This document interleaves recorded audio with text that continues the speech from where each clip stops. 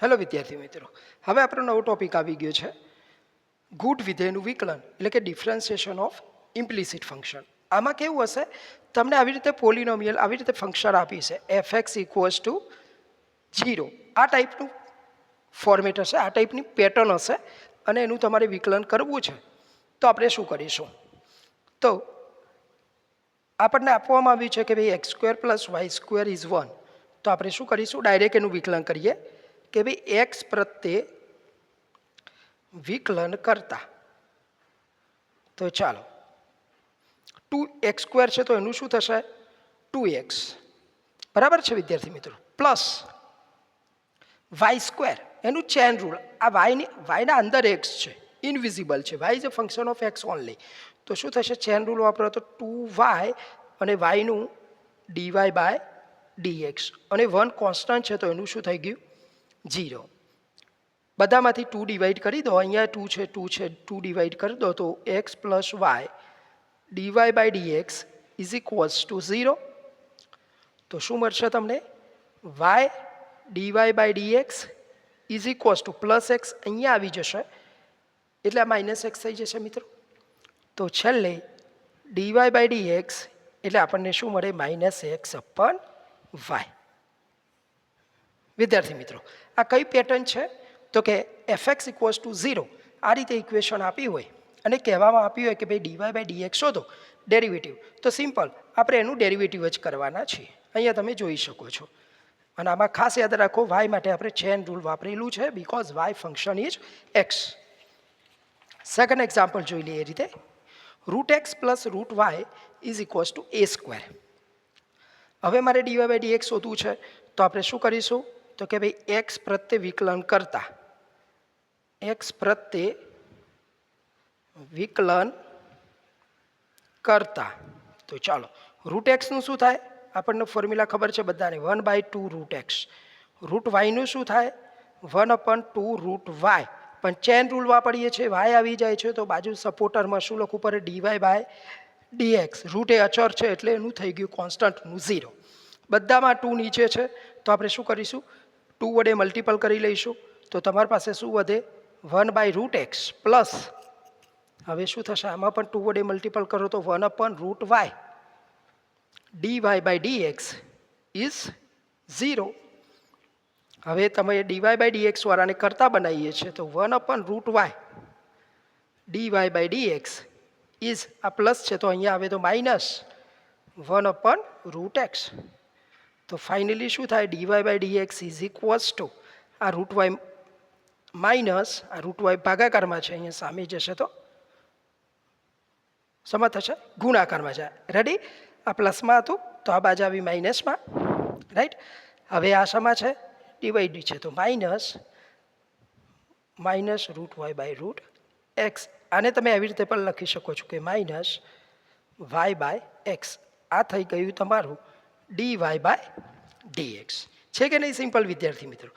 ખાલી તમને વિકલનની ફોર્મ્યુલા જ આવડવી જોઈએ. જો વિકલનની ફોર્મ્યુલા આવે તો આમાં કંઈ છે જ નહીં, હે ને. ખાલી ફોર્મ્યુલાથી તમે તૈયાર રહો તો અહીંયા તમે જોઈ શકો છો, કોઈને કંઈ પણ પ્રોબ્લેમ હોય તો સજેશન બોક્સમાં લખી શકો છો, હે ને. ખાલી ફોર્મ્યુલા ઉપર ધ્યાન આપવાનું રહે છે.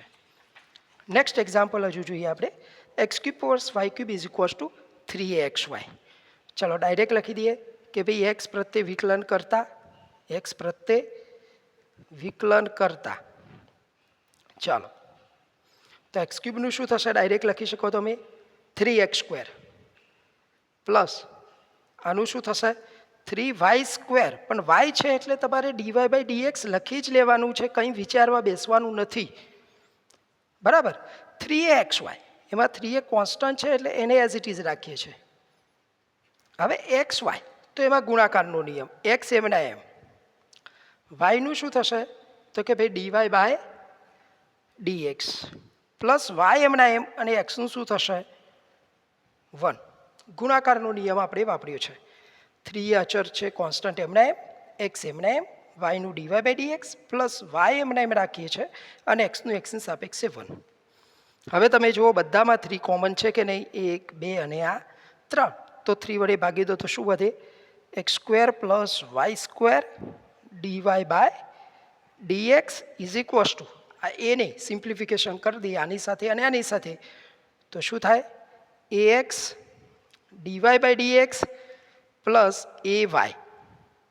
હવે આ dy બાય dx વાળા મારી પાસે બે ટર્મ છે બરાબર મારે બંનેને કોમન બનાવવાના છે ચલો dy બાય dx આ વાય સ્ક્વેર તો છે જ આ પ્લસ axને આ સાઈડ લઈ જાઉં તો પ્લસનું શું થશે minus ax is equals two હવે રાઈટ સાઈડ જુઓ મિત્રો રાઈટ બાજુ છે ay અને આ પ્લસ એક્સ સ્ક્વેરને આમ લાવી દઈએ એટલે માઇનસ એક્સ સ્ક્વેર તો ફાઇનલી તમારે dy બાય dx શું થયું તો કે ભાઈ dy by dx equals to ay minus x square અને આ મલ્ટિપ્લિકેશનમાં છે ડિવિઝનમાં આવી જાય એ સ્ક્વેર માઇનસ ax જો કેટલું ઇઝી છે મિત્રો એટલે ડિપેન્ડ ઓન ફોર્મ્યુલા જો ફોર્મ્યુલા આવડતી હશે તો આમાં એટલું ઇઝી છે કે તમારે કંઈ ગોખવું કે યાદ રાખવું પડે એમ નથી રેડી હજુ આપણે એક્ઝામ્પલ જોવા માંગીએ છીએ કે તમને જેથી વધારેમાં વધારે આ ટોપિક સમજી શકાય જોઈ લો ચાલો y is equal to sine of x plus y અને મારે dy બાય dx શોધવો છે તો ચાલો આપણે એક્સ પ્રત્યે વિકલન કરી લઈએ એક્સ પ્રત્યે વિકલન કરતા ચાલો તો મિત્રો વાયનું શું થવાનું છે dy by dx equals to chain rule sine x plus y એટલે સાઇન છે અહીંયા એક્સની જગ્યાએ એક્સ પ્લસ વાય આવી ગયો છે એટલે ચેન રૂલ વાપરીશું આપણે એટલે જે સાઇનનું થશે cos x plus y into આપણે વિકલન કોનું કરીશું બાજુમાં એક્સની જગ્યા જેને લીધી છે તે એક્સ પ્લસ વાય તો કેવી રીતે લખાશે મિત્રો કોસ એક્સ પ્લસ વાય એમના એમ ઇન્ટુ ચાલો એક્સનું વિકલન 1 થશે અને વાયનું વિકલન શું થાય એક્સની સાપેક્ષે dy બાય dx હવે કોસ એક્સ પ્લસ વાય એકવાર 1 સાથે ગુણાશે એક વખતે dy બાય dx સાથે એટલે શું આવે cos x plus y into 1 એટલે cos x plus y plus cos x plus y into dy by dx અહીંયા પણ છે મારી પાસે dy બાય dx મારે dy બાય dx શોધવા છે તો મારી પાસે બે ટર્મ થઈ ગયા એટલે બેમાંથી મારે એક બનાવવું પડે તો આને હું આ બાજુ લઈ જાઉં છું ડાબી બાજુ તો dy બાય dx કોમન લઈ લઈએ તો મારી પાસે શું વધે 1 minus cos x plus y is equals to અહીંયા ખાલી શું વધ્યું એક જ ટર્મ વધ્યું cos of x plus y finally તમે dy બાય dx શોધો તો મિત્રો શું મળે આપણને cos of x plus y divided by 1 minus cos x plus y જો મિત્રો છે કે નહીં ઇઝી એટલે કહેવાનો મતલબ એ છે કે y is equal two fx equals to 0 ટાઈપનું ફોર્મેટ હોય તો એક્સ પ્રત્યે ડાયરેક્ટ વિકલન જ કરવાનું છે ખાલી આમાં તમને ફોર્મ્યુલાનું લિસ્ટ આવડવું જોઈએ અને ચેન રૂલ બીજું કંઈ જ નથી આ બંને વસ્તુ આવડે તો આ યુનિટ મજાનો છે આ બધા એક્ઝામ્પલ આપણે જે જોઈ રહ્યા છે બધા જીટીયુમાં પૂછાઈ ગયેલા એક્ઝામ્પલ છે મિત્રો હજુ એક આપણે એક્ઝામ્પલ લઈએ જે જીટીયુમાં પૂછાઈ ગયેલો છે ચાલો જોઈ લઈએ હજુ એકાદ એક્ઝામ્પલ અને એ છે x plus y is equals two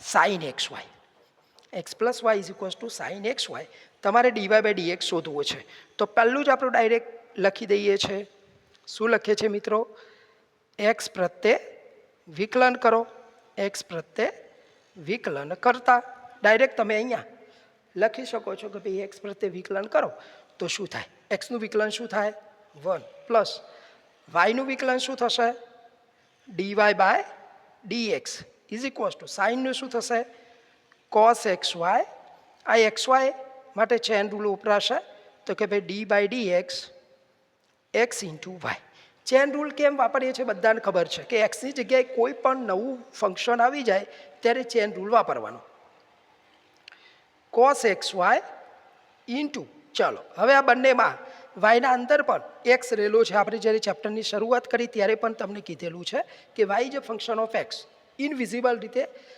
એમાં એક્સ છે જ એટલે મલ્ટિપલનો રૂલ બંને એક્સ એક્સવાળા છે તો શું કરીશું એક્સ એમને એમ રાખીશું વાયનું વિકલન થશે dy by dx plus y એમને એમ રાખીશું એક્સનું વિકલન એક્સની સાપેક્ષે 1 થાય હવે આને એક વખતે આની સાથે ગુણી દઈએ આને એક વખતે આની સાથે ગુણી દઈએ તો આપણી પાસે શું આવે મિત્રો x cos x y dy by dx plus y into cos x Y.